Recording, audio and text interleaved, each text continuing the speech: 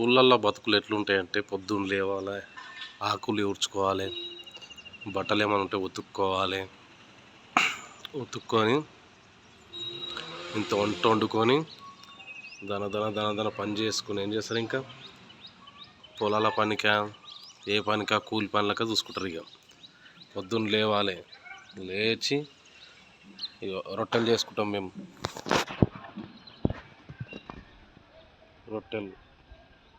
రొట్టెలు చేసుకొని ఎవరు పనుల కాళ్ళకి వెళ్ళిపోదాం. ఇంకా పొలాల కాడికి హైదరాబాద్లో అట్లా ఉండదు.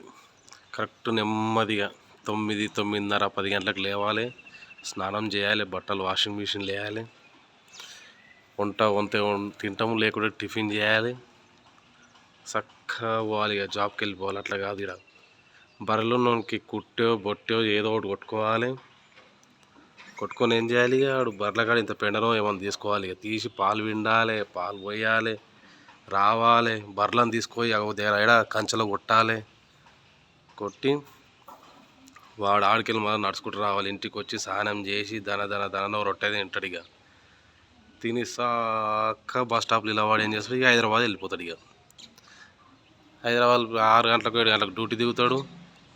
వచ్చి మళ్ళీ ఏం చేయాలి, వాడు పొద్దున కొట్టిన బర్రెలు మళ్ళీ సాయంత్రం మళ్ళీ కొట్టుకు రావాలి. వాడు అదే పనిగా బర్రెను కొట్టుకొచ్చి సాయంత్రం పాలు పిండాలి, పాలు పోయాలి,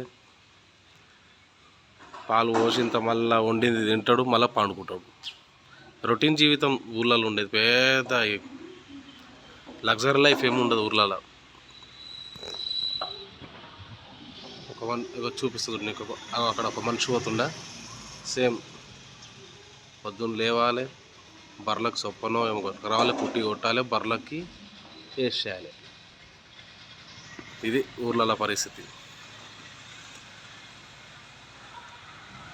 పొద్దున చలి పెడుతుందంటే పుండు పెట్టినట్టెప్ప లేవబుద్ధి అవుతలేదు. లేవకపోతేనా బర్రెలకు కడుపులో మారుతుంది. బర్రెలను చూసుకోవాలి, మనం చూసుకోవాలి. ఇంద్రాన ఆయన కష్టము. దేవుడు అంటోడు ఏం కష్టాలు పెడుతున్నాడు ఊరోళ్ళకి. హైదరాబాద్లో పని యథార్థంగా ఉంది. ఇప్పుడు 9 అవుతుంది, మామూలు సరి లేదు. ఇక్కడ హైదరాబాద్లో మంచిగా నీకు ఎప్పుడు మార్నింగ్ 5 గంటల నుంచే చలి ఉండదు. ఆడ ఇప్పుడు 9 అవుతుంది, బయటికి వెళ్ళనిస్తలేదు చలి. గంత చలికాలం. ఏం ఊరు పరిస్థితి ఘోరంగా ఉంటుంది. ఇప్పటికైనా మనం ఊరిని గౌరవించాలి.